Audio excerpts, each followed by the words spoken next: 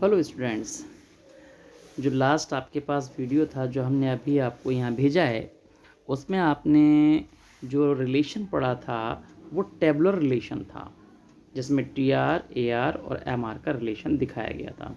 Okay students, तो वही relation अगर हम यहाँ पर एक डायग्राम से देखें तो वो डायग्राम से भी आप समझ सकते हैं कि जब हमारे पास क्या होता है कि ए आर जो है अगर कांस्टेंट हो तो हमारे पास किस तरह से वो हमारे पास जो डायग्राम है वो बनता है।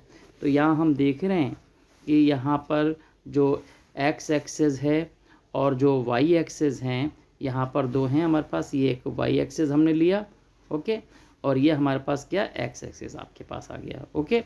तो यहाँ पर जब भी आपके पास क्या होता है कि ए आर अगर कांस्टेंट है, मतलब प्राइस, देखिए यहाँ प्राइस जो है वो कांस्टेंट है।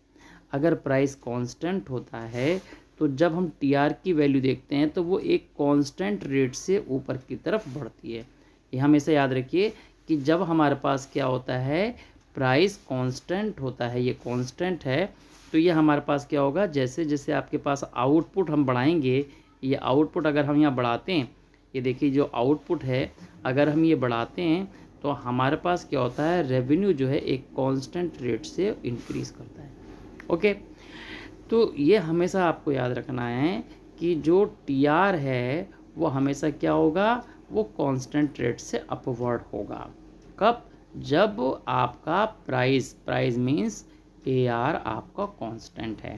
If the A R is constant then T R increase at a constant rate. तो ये हमेशा आपको याद रखना है। तो ये जो रिलेशन है आपके पास वो हमने आपको बता दिया कि इस तरह से कि जब भी आपके पास क्या हो, ए आर कॉन्स्टेंट हो, तो ये आपको समझ में आया। अब हम बात करते हैं कि अगर हमारे पास ए आर कॉन्स्टेंट है तब हमारे पास जो टी आर का और जो हम कैलकुलेट करते हैं टी आर की बेस पर किसका, एम आर का, तो वो कैसे आपके पास आता है। देखें, हमने आपको बताया था कि अगर टी आर जो हम टी आर हमारे पास मालूम है और एम आर निकालते हैं तो हर एक अगली वैल्यू में से आप क्या करते हैं, जो पिछली वैल्यू है उसे आप क्या करते हैं, माइनस कर देते हैं।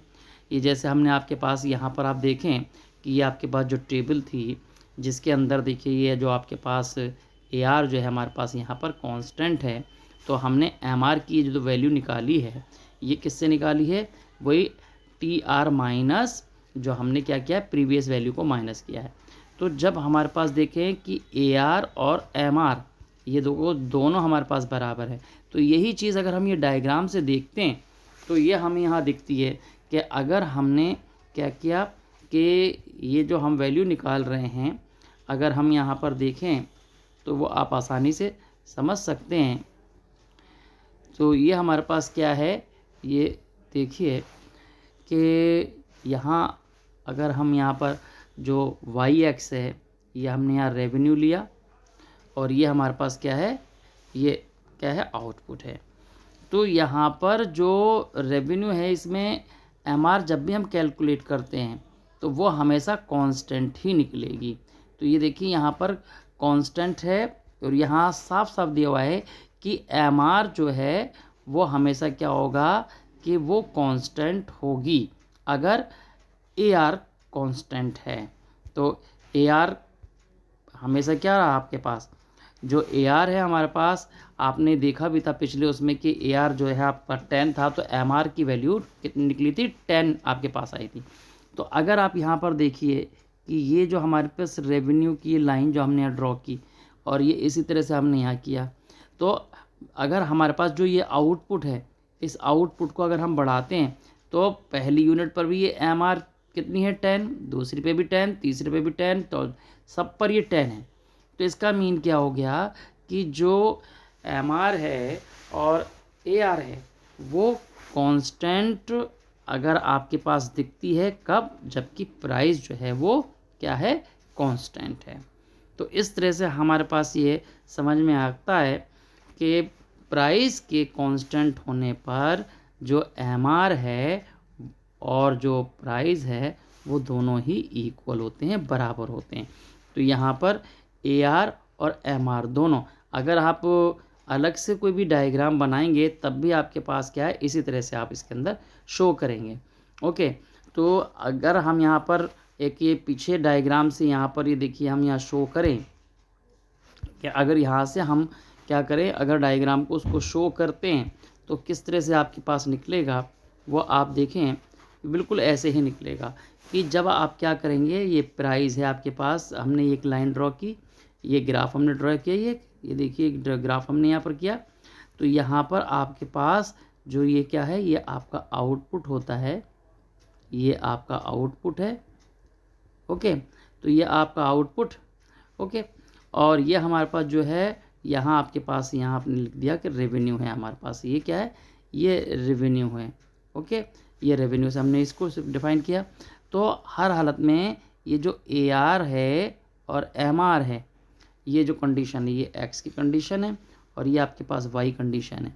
ओके, तो इस तरह से हमारे पास ये जो आप देख रहे हैं, तो यहाँ पर हम क्या करेंगे, ये आप ज़रा यहाँ देख लें कि ये जो हमारे पास वैल्यू है वो किस तरह से आपके पास रहेगी, कि ये जो Y कंडीशन है आपके पास, यहाँ क्या होगा कि ये देखिए ये आपका Y है, तो यहाँ पर AR, ये AR है।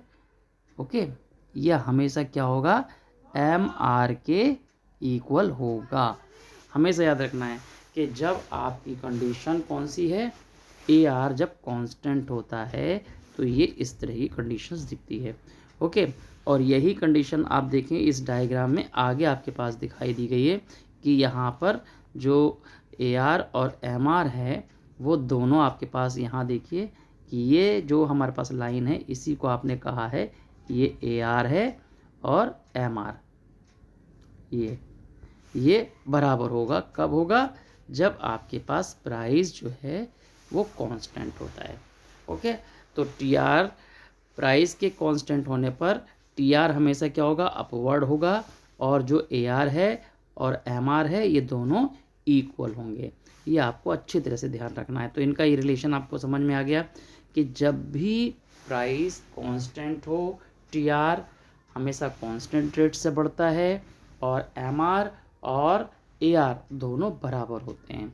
तो when AR is constant, then the TR increase with the constant rate, and AR and MR both are the equal. Okay, ये आपको समझ में आ गया, ये डायग्राम से भी आपने यहाँ समझ लिया। ओके।